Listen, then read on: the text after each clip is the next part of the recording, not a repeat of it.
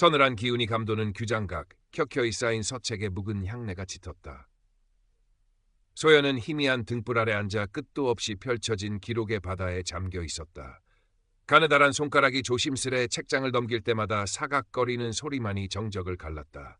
몰락한 양반가의 여식으로 궁에 들어온 지 어언 10년. 화려한 궁궐의 이면 권력에 암투하는 거리를 둔 채 오직 책과 기록 속에서만 위안을 찾던 그녀였다. 섬세하게 정리된 서고는 그녀만의 작은 왕국이자 피난처였다. 그때였다. 묵직한 군홧발 소리가 복도를 울리며 다가왔다. 소연은 저도 모르게 숨을 죽였다. 문 밖에 선 그림자는 규장각의 고요함과는 어울리지 않는 위압감을 풍겼다. 내금이장 강무역. 서늘한 눈빛과 칼날 같은 콧날, 굳게 담은 입술은 그가 품은 비밀의 깊이를 짐작게 했다. 그는 종종 이렇게 규장각 주변을 살피곤 했지만 마주칠 때마다 소연의 심장은 내려앉는 듯했다. 그의 눈빛은 마치 모든 것을 꿰뚫어보는 듯 날카로웠고 궁궐의 실세인 이조판서 조익현 대감의 그림자가 그의 등 뒤에 어른거리는 것만 같았다. 며칠 후 소연은 명나라와의 교역 기록을 정리하던 중이었다. 해묵은 공납 문서들 사이에서 이상한 점을 발견했다. 수십 년간 꾸준히 기록되어 온 최상급 비단 몇 필이 특정 시점 이후부터 자취를 감춘 것이다. 마치 처음부터 존재하지 않았던 것처럼. 이상한 것은 그 시기가 조익현 대감이 이조판서에 오르기 직전과 맞물린다는 점이었다. 대수롭지 않게 넘길 수도 있는 일이었지만 소연의 예민한 감각은 무언가 잘못되었음을 속삭이고 있었다. 그녀는 떨리는 손으로 해당 기록들을 따로 빼내어 품속 깊이 숨겼다. 작은 의심의 씨앗이 싹트는 순간이었다. 그것이 거대한 음모의 실타래를 푸는 첫걸음이 되리라고는 소연 자신조차 알지 못했다. 밤이 깊어갈수록 규장각의 어둠은 더욱 짙어졌고 소연의 마음속 불안감도 함께 커져만 갔다. 등불의 심지가 타닥거리며 짧아지는 소리가 유난히 크게 들렸다. Current Part Characters 1465 Total Characters 1465 다음 날부터 소연의 은밀한 조사가 시작되었다. 조판서의 눈을 피해 관련 기록들을 찾는 것은 살얼음판을 걷는 듯 위태로웠다. 규장각은 방대했지만 중요한 기록들은 삼엄한 감시하에 있었다. 그녀는 평소보다 더 늦게까지 남아 서고를 뒤지거나 다른 서리와 관리들의 눈을 피해 문서를 열람해야 했다. 행여 의심이라도 살까봐 손끝은 늘 차갑게 식어 있었고 등 뒤로는 식은땀이 흘렀다. 그러던 어느 날 밤 조판서와 관련된 세금 기록을 몰래 확인하던 소연은 갑작스러운 인기척에 황급히 몸을 숨겼다. 서책 더미 뒤에 웅크린 그녀의 심장이 미친 듯이 뛰었다. 다가온 것은 강무역이었다. 그는 날카로운 눈으로 서고 안을 훑어보더니 소연이 방금 전까지 만지던 문서 앞에 멈춰섰다. 이 밤중에 규장각엔 어인 일이오, 소연 궁녀? 그의 목소리는 낮고 차가웠지만 어딘가 의심의 빛이 서려 있었다. 소연은 간신히 태연한 척하며 둘러댔다. 미처 정리를 끝내지 못한 서책이 있어 잠시 들렀사옵니다, 위장나리. 무역은 소연의 얼굴을 빤히 응시하다가 아무 말 없이 돌아섰지만 그의 뒷모습에서 느껴지는 압박감에 소연은 숨쉬는 것조차 잊을 뻔했다. 얼마 지나지 않아 소연에게 조심스럽게 도움을 주던 하급 썰이 하나가 지방으로 좌천되었다는 소식이 들려왔다. 표면적인 이유는 근무 태만이었지만 소연은 그것이 조판서의 비리를 어렴풋이 눈치챈 것에 대한 보복임을 직감했다. 이제 의심은 확신으로 변해가고 있었다. 조판서의 권력은 궁궐 깊숙이 뿌리내려 작은 의혹조차 용납하지 않는 거대한 괴물과 같았다. 소연은 두려웠지만 동시에 오기가 생겼다. 이대로 묻어둘 수는 없었다. 진실을 밝혀야만 했다. 그날 밤 후원의 인적 드문 정자에서 소연은 다시 강무역과 마주쳤다. 이번에는 우연이 아니었다. 무역이 먼저 쪽지를 보내 은밀히 불러낸 것이었다. 달빛 아래 마주선 두 사람 사이에는 무거운 침묵이 흘렀다. 먼저 입을 연 것은 무역이었다. 궁녀가 찾는 것이 이것과 관련이 있소? 그가 내민 것은 오래된 비단 조각이었다. 소연이 기록에서 사라졌다고 확신했던 바로 그 비단이었다. 소연은 놀라움을 감추지 못했다. 무역 역시 조판서의 비리를 쫓고 있었던 것이다. 그는 조판서가 밀무역을 통해 막대한 부를 축적하고 있으며 사라진 공납품들이 그 증거 중 하나라고 털어놓았다. 두 사람은 서로 다른 길을 걷고 있었지만 같은 적을 향하고 있었다. 불안했지만 서로에게 의지할 수밖에 없는 기묘한 협력 관계가 시작되었다. 각자가 가진 정보 조각들을 맞춰나가며 거대한 음모의 윤곽을 그려나가기 시작했다. 밤의 궁궐은 그들의 비밀스러운 만남을 숨겨주었지만 언제 발각될지 모른다는 불안감은 늘 그림자처럼 따라다녔다.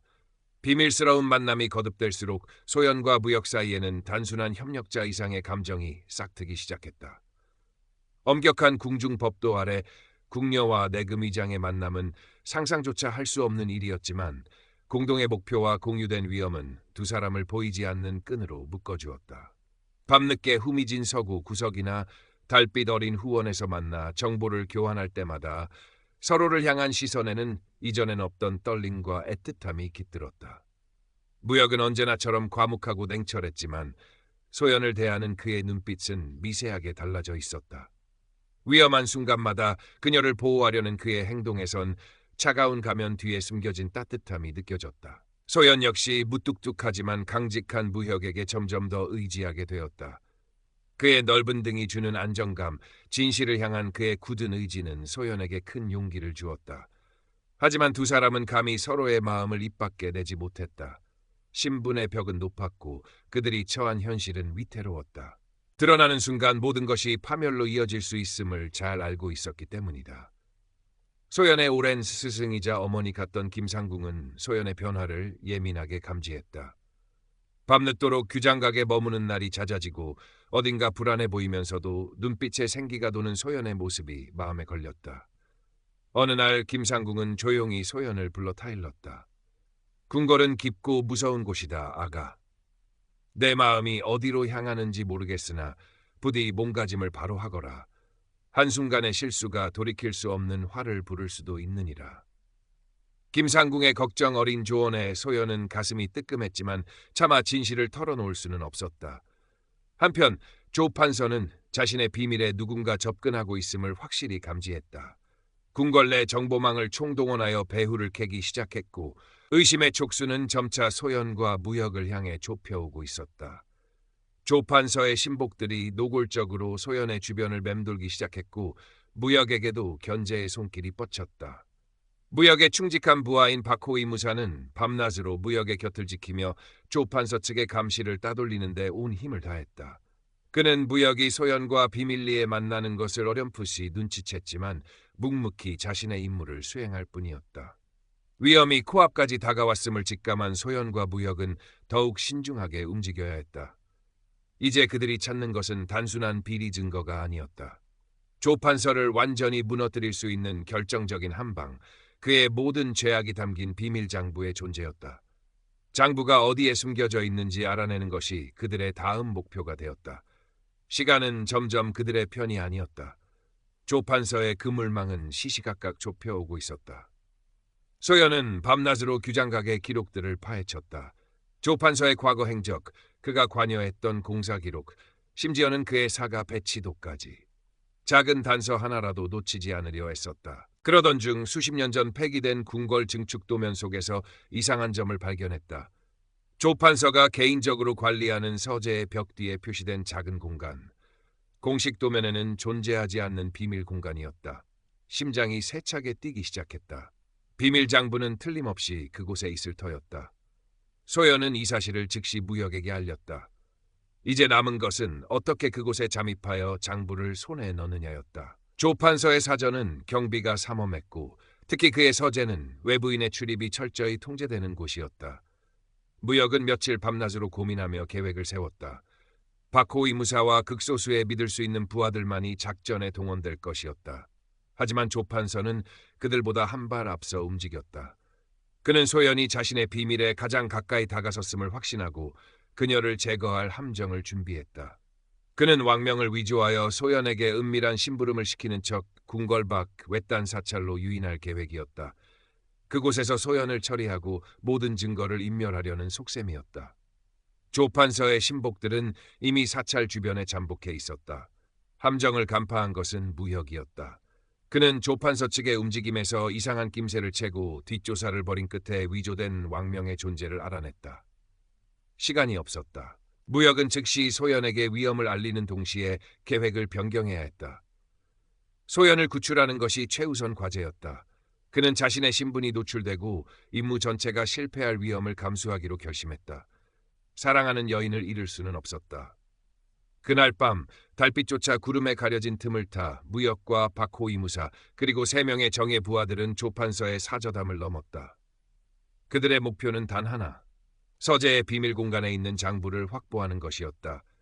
동시에 소연에게는 미리 약속된 신호를 보내 함정에 빠지지 않도록 경고했다. 사저 내부는 예상대로 삼엄한 경비가 깔려 있었다. 무역 일행은 그림자처럼 움직이며 경비병들을 하나씩 처리해 나갔다. 숨 막히는 긴장감 속에서 그들은 마침내 조판서의 서재 앞에 도착했다. 서재 문을 열자 안에는 조판서가 기다리고 있었다. 그는 이미 모든 것을 예측하고 있었던 것이다. 어리석은 것들, 감히 내 서재에 발을 들여놓다니. 조판서의 냉소적인 목소리와 함께 사방에서 복면을 쓴 자객들이 나타났다. 치열한 격투가 벌어졌다. 무역과 박호위 무사는 필사적으로 맞서 싸웠지만 수적으로 불리했다. 위기의 순간 소연이 나타났다. 그녀는 함정을 피해 무역을 돕기 위해 위험을 무릅쓰고 달려온 것이었다. 소연은 서재의 구조를 꿰뚫고 있었고 그녀의 기지로 비밀 공간의 입구를 찾아냈다. 무역이 자객들을 막는 사이 소연은 떨리는 손으로 비밀 공간의 장치를 작동시켰다. 벽이 열리며 먼지 쌓인 괴짝이 모습을 드러냈다. 그 안에는 조판서의 모든 비리가 낱낱이 기록된 검은색 표지의 장부가 들어있었다. 장부를 손에 쥔 순간 조판서의 절망적인 외침이 서재를 울렸다. 장부를 확보한 무역과 소연 일행은 조판서의 추격을 뿌리치고 무사히 사저를 빠져나왔다. 동이 트기 전 무역은 박호위 무사와 함께 비밀 장부를 들고 입궐하여 평소 신뢰하던 강직한 노대신을 찾았다. 노대신은 장부에 기록된 내용을 보고 경악을 금치 못했다. 조판서의 비리는 상상을 초월하는 수준이었다. 밀무역, 공금 횡령, 인사비리, 정적 제거를 위한 모함까지 그의 죄악은 끝이 없었다. 날이 밝자마자 노대신은 왕에게 직접 장부를 올렸다. 모든 진실을 알게 된 왕은 크게 진노했다. 즉시 어명이 내려졌고 내금이 군사들이 조판서의 사저와 이조관청을 급습했다. 미처 손쓸 틈도 없이 조판서와 그의 핵심 측근들은 모두 체포되었다. 며칠 후 열린 의금부 신문에서 조판서의 모든 죄상이 만천하에 드러났고 그는 국법에 따라 가장 엄중한 처벌을 받게 되었다. 그의 몰락과 함께 궁궐을 뒤덮었던 검은 그림자도 걷히는 듯했다. 오랫동안 조판서의 권세에 눌려 지내던 관리들과 백성들은 안도의 한숨을 내쉬었다. 사건은 일단락되었지만 소연의 처지는 애매해졌다. 조판서의 비리를 밝히는데 결정적인 공을 세운 것은 분명했지만 그 과정에서 궁녀로서의 본분을 잊고 내금위장과 사사로이 교류하며 궁궐 법도를 어긴 사실 또한 드러났기 때문이다. 어떤 이들은 그녀의 공을 높이 사상을 내려야 한다고 주장했지만 엄격한 법도를 중시하는 이들은 벌을 주어야 마땅하다고 목소리를 높였다. 소연은 담담하게 결과를 기다렸다. 진실을 밝히는 과정에서 겪었던 위험과 마음고생에 비하면 어떤 처벌도 두렵지 않았다. 무엇보다 무역과 함께 정의를 바로 세웠다는 사실에 마음 한구석이 뿌듯했다. 그녀는 조용히 규장각으로 돌아와 다시 서책을 정리하기 시작했다. 예전과 같은 일상이었지만 이제 그녀의 눈빛에는 이전에는 없던 단단함과 깊이가 서려 있었다. 며칠 후 왕은 소연을 조용히 불렀다. 왕은 그녀의 공과 과를 모두 헤아린 후 뜻밖의 결정을 내렸다. 소연에게 규장각을 총괄하는 상궁의 직위를 내리고 앞으로 왕실 도서관리와 기록 연구에 힘쓰도록 명한 것이다. 이는 파격적인 조치였지만 그녀의 지혜와 용기를 높이 산 왕의 배려였다. 동시에 궁궐 밖으로 나갈 수는 없다는 현실의 벽을 확인시켜주는 것이기도 했다. 소연은 왕의 명을 받아들였다. 궁을 떠나 무역과 함께하는 미래를 꿈꾸기도 했지만 그것이 얼마나 어려운 일인지 잘 알고 있었다. 그녀는 새로운 직책에 최선을 다하기로 마음먹었다. 비록 궁궐 담장 안에 갇힌 삶일지라도 자신이 사랑하는 서책들과 함께라면 의미 있는 삶을 살 수 있을 터였다. 한편 강무역 역시 이번 사건으로 큰 공을 인정받았다. 왕은 그의 충성심과 용기를 치하하며 더 높은 관직을 제수하려 했지만 무역은 정중히 사양했다. 그는 조판서와 같은 부패한 권력자들이 다시는 발붙이지 못하도록 감시하는 현재의 직책에 만족한다고 아뢰었다. 왕은 그의 뜻을 받아들여 내금 의장의 자리를 유지하도록 했다. 사건이 마무리된 후 무역은 소연을 찾아 규장각으로 향했다. 이제는 상궁의 복식을 단정히 차려입은 소연은 예전보다 더 깊어진 눈빛으로 그를 맞이했다. 두 사람은 말없이 서로를 바라보았다. 그동안 함께 겪었던 위험과 설렘, 애틋했던 감정들이 눈빛 속에 고스란히 담겨 있었다. 하지만 이제 그들은 예전처럼 비밀스러운 만남을 가질 수도, 신분의 벽을 넘어 함께할 수도 없었다. 무역이 먼저 침묵을 깼다. 상궁의 자리에 오르신 것을 축하드립니다. 그의 목소리는 담담했지만 어딘가 쓸쓸한 기운이 묻어났다. 소연 역시 옅은 미소를 지으며 답했다. 나리 덕분입니다. 나리의 도움이 없었다면 불가능했을 것입니다. 두 사람 사이에는 더 이상 할 말이 없었다. 현실의 벽은 높고 단단했다. 그들은 서로의 마음을 확인했지만 그것을 이루는 대신 각자의 길을 가야만 했다. 무역은 소연에게 깊이 고개를 숙여 예를 표하고 돌아섰다. 그의 발걸음은 무거웠지만 결코 후회는 없었다. 소연과 함께 정의를 지켜낸 기억, 짧지만 강렬했던 그녀와의 시간은 그의 가슴 속에 영원히 남을 터였다. 소연 역시 멀어져가는 무역의 뒷모습을 오랫동안 바라보았다. 눈시울이 뜨거워졌지만 눈물을 흘리지는 않았다. 그녀는 이제 더 이상 연약한 궁녀가 아니었다. 규장각의 새로운 책임자로서 그녀는 자신의 자리에서 묵묵히 소명을 다할 것이었다. 시간이 흘러 궁궐은 다시 안정을 되찾았다. 조판서의 부패가 척결되면서 잠시나마 맑은 바람이 부는 듯했다. 소연은 규장각 상궁으로서 뛰어난 능력을 발휘하여 왕실 도서 관리에 새로운 체계를 세웠고 학문 연구에도 크게 기여했다. 그녀의 지혜와 성실함은 많은 이들의 존경을 받았다. 강무역 역시 내금의장으로서 궁궐의 안위를 굳건히 지켰다. 그는 여전히 과묵하고 냉철했지만 그의 눈빛 속에는 예전에는 볼 수 없었던 깊은 우수가 자리 잡고 있었다. 그는 가끔씩 규장각 근처를 순찰하며 창문 너머 등불 아래 서책에 몰두하고 있는 소연의 모습을 멀리서 지켜보곤 했다. 그것이 그가 그녀에게 보낼 수 있는 유일한 마음이었다.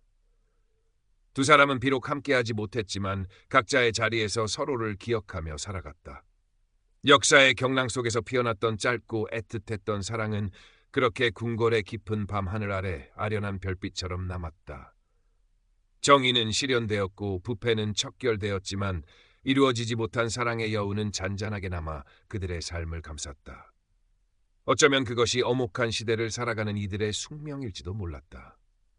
권력의 무상함과 진실한 마음의 가치를 되새기게 하는 그들의 이야기는 이후 궁궐 사람들 사이에서 조용히 회자되었다. 세월은 덧없이 흘러 어느덧 10년이라는 시간이 지났다. 소연은 이제 규장각에서 가장 존경받는 상궁이 되어 있었다. 그녀의 손을 거쳐 수많은 귀중한 서책들이 복원되고 체계적으로 정리되었으며 젊은 학자들을 지도하며 학문 발전에 큰 공헌을 했다. 그녀의 이름 앞에는 현명한 소연 상궁이라는 수식어가 늘 따라다녔다. 외적으로는 평온하고 안정된 삶이었지만 밤이 깊어 홀로 규장각에 남을 때면 그녀는 여전히 창밖의 밤하늘을 바라보며 먼 옛날의 기억을 떠올리곤 했다. 강무역, 그의 강직했던 눈빛과 자신을 지켜주던 단단한 품을 잊을 수 없었다. 강무역 역시 여전히 내금의장의 자리를 지키고 있었다. 그는 여러 차례의 정변과 위기 속에서도 흔들림 없이 왕실을 보위하며 충성을 다했다. 세월의 흐름은 그의 얼굴에 깊은 주름을 새겼지만 눈빛만은 여전히 형형하게 빛났다. 그는 평생 혼인하지 않고 오직 임무에만 전념했다. 그의 마음속에는 오직 한 여인, 소연만이 자리하고 있었다. 그는 공식적인 행사나 어전 회의에서 가끔 소연과 마주칠 때면 애써 담담한 표정을 지으려 노력했지만 심장의 한 구석이 아릿하게 저려오는 것을 막을 수는 없었다. 그러던 어느 해 겨울 나라에 큰 역병이 돌았다. 궁궐에도 병마가 스며들어 많은 이들이 고통받았다. 소연 역시 밤낮으로 병자들을 돌보던 중 그만 역병에 걸리고 말았다. 고열과 기침으로 그녀는 자리에서 일어나지 못했고 의원들조차 고개를 저을 정도로 상태가 위중했다.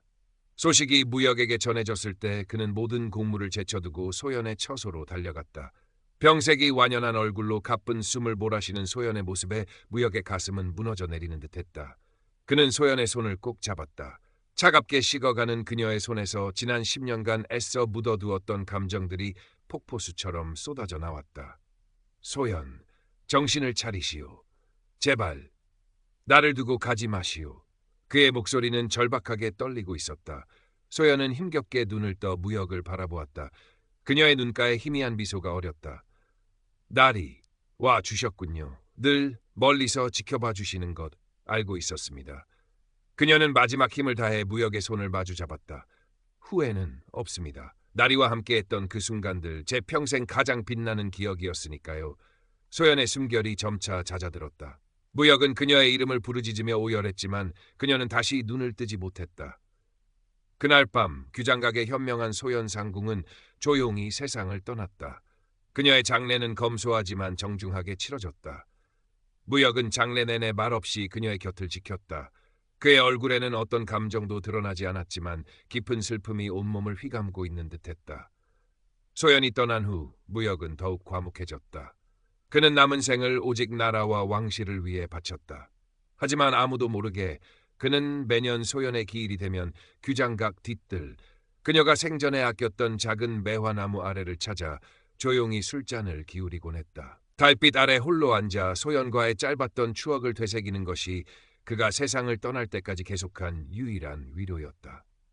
어목한 시대, 엇갈린 운명 속에서 피어났던 두 사람의 이야기는 그렇게 역사의 뒤안길로 사라져갔지만 진실과 정의를 위해 용기를 내었던 한 궁녀와 그녀를 끝까지 마음에 품었던 한 무장의 순수한 사랑은 그들을 기억하는 이들의 가슴 속에 오랫동안 잔잔한 파문을 남겼다. 소연이 세상을 떠난 지 또다시 몇 해가 흘렀다. 강무역은 이제 백발이 성성한 노장이 되어 있었다. 그는 여전히 내금의장의 직책을 맡고 있었지만 예전과 같은 날카로움은 무뎌지고 깊은 연륜과 고독감이 그 자리를 대신하고 있었다. 젊은 시절 함께했던 동료들은 하나둘 세상을 떠나거나 은퇴했고 궁궐에는 새로운 얼굴들이 가득했다. 그는 마치 살아있는 역사처럼 궁궐의 한 자리를 묵묵히 지키고 있을 뿐이었다. 그러던 어느 날 왕은 연로한 무역을 위해 조촐한 연회를 열어주었다. 평생을 왕실에 헌신한 노장에 대한 마지막 예우였다. 연회가 끝나고 휘청거리는 몸을 이끌고 처소로 돌아가던 무역은 자신도 모르게 발길을 규장각으로 향했다. 달빛이 교교히 비추는 규장각은 소연이 떠난 후에도 변함없이 그 자리에 서 있었다. 그는 규장각 뒤뜰 소연이 아꼈던 매화나무 아래로 걸어갔다. 앙상한 가지에는 아직 꽃망울이 맺히지 않았지만 그는 마치 만개한 매화 향기를 맡는 듯 눈을 감았다. 소연의 맑은 웃음소리, 저태름새한 손길, 그리고 마지막 순간 자신을 바라보던 애틋한 눈빛이 파노라마처럼 스쳐 지나갔다. 소연, 보고 싶소. 수십 년 만에 처음으로 그는 소리내어 그녀의 이름을 불렀다. 메마른 눈가에서 뜨거운 눈물 한 방울이 흘러내렸다. 그때 어디선가 부스럭거리는 소리가 들렸다. 무역이 고개를 돌리자 한 젊은 궁녀가 겁먹은 표정으로 나무 뒤에 숨어 있는 것이 보였다. 궁녀는 무역의 기세에 눌려 어쩔 줄 몰라 하며 고개를 조아렸다. 죄송합니다. 날이 밤이 깊어 길을 잃었을 뿐입니다. 무역은 희미하게 미소를 지었다. 젊은 궁녀의 모습에서 어렴풋이 소연의 어린 시절 모습이 겹쳐 보였기 때문이다. 그는 부드러운 목소리로 말했다. 괜찮다. 놀라게 했다면 미안하구나. 이 나무는 아주 특별한 이가 아끼던 나무란다. 궁녀는 호기심 어린 눈으로 무역을 바라보았다. 특별한 분이시라면 혹시 소연 상궁마마님을 말씀하시는 것이옵니까? 무역은 조금 놀란 표정을 지었다. 내가 어찌 아느냐? 궁녀는 수줍게 웃으며 답했다. 규장각에 들어온 첫날 선배 상궁님들께서 말씀해 주셨습니다. 이곳 매화나무는 돌아가신 소연 상궁마마께서 가장 아끼셨던 곳이라고요. 그리고 가끔 달 밝은 밤이면 어떤 노장군님께서 이곳을 찾아 조용히 머물다 가신다고도 들었습니다. 무역은 허탈한 웃음을 터뜨렸다. 자신의 비밀스러운 방문이 궁녀들 사이에 이미 알려져 있었던 것이다. 그는 더 이상 숨길 필요를 느끼지 못했다. 그래, 그 상궁은 나에게도 아주 소중한 사람이었다. 지혜롭고 용감했으며 무엇보다 마음이 참 따뜻한 사람이었지. 그는 잠시 말을 멈추고 밤하늘을 올려다보았다. 별들이 유난히 반짝이는 밤이었다. 그녀는 이 험한 세상에서 정의를 지키려 애썼고 그 과정에서 많은 것을 희생해야만 했다. 하지만 결코 자신의 신념을 꺾지 않았지. 무역은 젊은 궁녀에게 소연의 이야기를 들려주었다. 조판서의 비리를 밝혀냈던 일, 위험 속에서도 서로에게 힘이 되어주었던 일, 그리고 끝내 이루어지지 못했던 그들의 사랑 이야기까지. 궁녀는 숨죽인 채 노장의 이야기에 귀를 기울였다. 이야기가 끝났을 때 궁녀의 눈에는 존경과 슬픔의 빛이 어렸다. 그분은 정말 대단한 분이셨군요. 젊은 궁녀가 감탄하며 말했다. 무역은 고개를 끄덕였다. 그렇다. 비록 높은 자리에 오르거나 부귀영화를 누리지는 못했지만 그녀의 삶은 그 누구보다 빛나는 것이었다. 너도 그녀처럼 지혜롭고 강직한 궁녀가 되기를 바란다. 궁녀는 깊이 고개를 숙였다. 명심하겠습니다, 나리. 소연 상궁마마님의 이야기를 잊지 않겠습니다. 무역은 다시 한번 희미하게 미소 짓고는 몸을 돌렸다. 그는 더 이상 뒤돌아보지 않고 천천히 어둠 속으로 걸어갔다. 그의 뒷모습은 외롭고 지쳐 보였지만 어딘가 평온함이 느껴졌다. 오랫동안 가슴속에 묻어두었던 이야기를 누군가에게 털어놓음으로써 그는 마지막 남은 마음의 짐을 조금이나마 내려놓은 듯했다. 며칠 후 강무역은 자신의 처소에서 조용히 눈을 감았다. 평생을 외롭게 살았지만 그의 마지막 표정은 더없이 평화로웠다. 아마도 그는 꿈속에서 그토록 그리워하던 소연을 만나 함께 매화 향기 가득한 곳으로 떠났을 것이다. 그의 장례는 소박하게 치러졌지만 그를 기억하는 많은 이들이 찾아와 마지막 길을 배웅했다. 특히 규장각의 궁녀들은 모두 나와 그의 죽음을 애도했다. 그날 밤 매화나무 아래서 그의 이야기를 들었던 젊은 궁녀는 그의 관 앞에서 조용히 눈물을 흘렸다. 강무역이 세상을 떠난 후 규장각 뒤뜰의 매화나무는 해마다 더욱 탐스러운 꽃을 피워냈다. 사람들은 그 나무를 소연매화 또는 무역매화라고 부르며 엇갈린 운명 속에서도 서로를 향한 마음을 지켰던 두 사람의 이야기를 기억했다. 어목했던 시대는 흘러갔고 많은 것들이 변했지만 진실을 향한 용기와 변치 않는 사랑의 가치는 시간을 초월하여 사람들의 마음속에 남아 이야기로 전해졌다. 규장각의 서책들 사이에는 여전히 소연의 손길이 남아있었고 내금이의 기록에는 무역의 충성스러운 발자취가 새겨져 있었다. 그들의 삶은 비록 개인적인 행복으로 완성되지는 못했지만 그들이 남긴 발자취는 후대의 귀감이 되어 어두운 시대를 밝히는 작은 등불이 되었다. 권력은 덧없고 세월은 무상하지만 진심을 다해 살아낸 삶의 가치는 결코 사라지지 않음을 그들의 이야기는 조용히 속삭이고 있었다. 밤하늘의 별처럼 매화 향기처럼 그들의 사랑과 신념은 오랫동안 사람들의 기억 속에서 빛날 것이었다. 세월이 흘러 조선 왕조는 새로운 국면을 맞이했다. 조판서와 같은 거학은 사라졌지만 크고 작은 부정부패는 끊이지 않았고 민초들의 삶은 여전히 고단했다. 그러나 규장각은 소연 상궁이 닦아놓은 기틀 위에서 꾸준히 학문의 중심지로서 역할을 다했고 내금이 역시 강무역이 세운 기강 아래 왕실을 굳건히 지켰다. 두 사람이 남긴 유산은 보이지 않는 곳에서 나라의 근간을 지탱하고 있었다. 소연과 무역의 이야기는 공식적인 역사 기록에는 남지 않았다. 왕조실록이나 승정원 일기 어디에도 궁녀와 내금이장의 애틋한 사랑 이야기는 찾아볼 수 없었다. 하지만 그들의 이야기는 궁궐 사람들 사이에서 특히 규장각과 내금이를 중심으로 입에서 입으로 전해져 내려왔다. 이야기는 시간이 흐르면서 조금씩 각색되기도 하고 세부적인 내용이 달라지기도 했지만 핵심적인 내용은 변하지 않았다. 억압된 상황 속에서도 진실을 추구했던 궁녀의 용기, 신분의 벽을 넘어 그녀를 지키고 사랑했던 무장의 순정, 그리고 부패한 권력에 맞서 싸워 정의를 바로 세운 그들의 활약. 특히 규장각의 젊은 궁녀들이나 새로 임관한 내금이 무관들에게 선배들은 을의 소연과 무역의 이야기를 들려주곤 했다. 그것은 단순한 옛날 이야기가 아니라 그들이 본받아야 할 귀감이자 험난한 궁궐 생활을 버텨나갈 용기를 주는 교훈이었다. 소연처럼 지혜롭고 강직하게, 무역처럼 충성스럽고 용감하게 살아가라는 무언의 가르침이었다. 규장각 뒤뜰의 매화나무는 이제 거목으로 자라나 해마다 봄이면 눈부신 꽃을 피워냈다. 사람들은 꽃이 필 때면 나무 아래 모여 소연과 무역을 기리며 조촐한 다과를 나누기도 했다. 그때마다 누군가는 그들의 이야기를 다시 꺼내어 들려주었고 듣는 이들은 숙연한 마음으로 귀를 기울였다. 이야기는 슬프지만 아름다웠고 듣는 이들에게 깊은 감동과 여운을 남겼다. 어느 봄날 새로 부임한 젊은 왕이 규장각을 시찰하게 되었다. 왕은 규장각의 방대한 장서와 체계적인 관리 시스템에 감탄하며 이를 이룩한 소현 상궁의 업적을 치하했다. 시찰을 마치고 뒤뜰로 나온 왕의 눈에 만개한 매화나무가 들어왔다. 눈처럼 하얀 꽃잎이 바람에 흩날리는 모습은 그야말로 장관이었다.